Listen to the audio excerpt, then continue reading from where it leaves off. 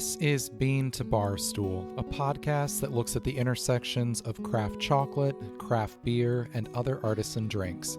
My name is David Nilsson.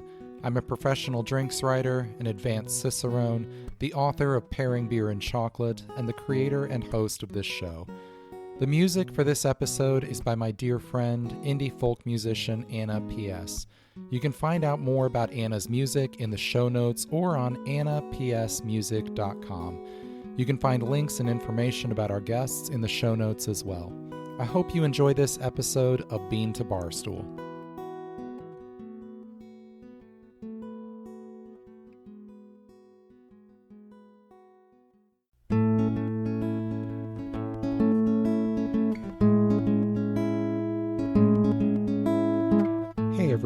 Welcome to Bean to Barstool Bite Sized, where we spend about 5 minutes with some of our favorite people from craft beer and craft chocolate.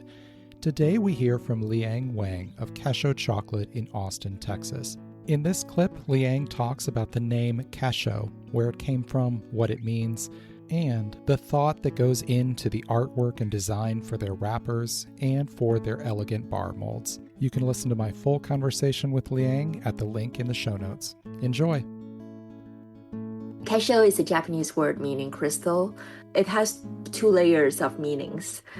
First of all, like chocolate is a crystallized structure. The tempering chocolate is the fun part, especially when you do it manually. And also in Japanese culture, Kessho means fruit from hard labor, because making a piece of chocolate all the way from sourcing cacao beans, and also for us, like sourcing Asian, high quality Asian ingredients all the way from like China or Japan or other parts of Asia, and then imported to the States is never easy. So I personally, I really like the word Kessho. And also I learned something after we started to sell it here.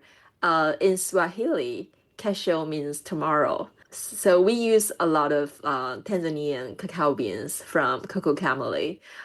So I really like this layer of meaning, because we started our chocolate making from the amazing Tanzanian beans. So it kind of opens up a future tomorrow for us. Yeah.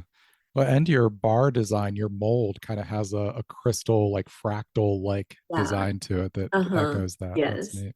Well, your label artwork is very colorful and very eye-catching. Can you tell us a little bit about how that artwork is developed and how those help tell the story of those bars? For me, the chocolate bar, from the inner layer to the outer layer, to the bar itself, it should be consistent. It should be telling the same brand concept and the same flavor note. As soon as people see that bar, they will start to have some associations of looking at the name and looking at the artwork. They need to imagine, how the chocolate tastes like. And when they actually taste the chocolate, it meets or goes beyond their expectation. And that's the effect that I would love to see. So we decided to use a Chinese watercolor style, which actually is a Chinese, like Asian and Western style combined. And at the very beginning, when we first launched our bars in China, it's just watercolor. It's not Chinese watercolor. And I always want to find real artists to do the artwork. Of course, back in 2019, there wasn't like ChatGPT was not that popular yet. And we need to rely on like real artists. So I found an artist on Instagram who is not so famous, but I like her drawing. It just makes me feel like a lot of like free will in her drawing. Is not so rigid and gives me a lot of like imagination space.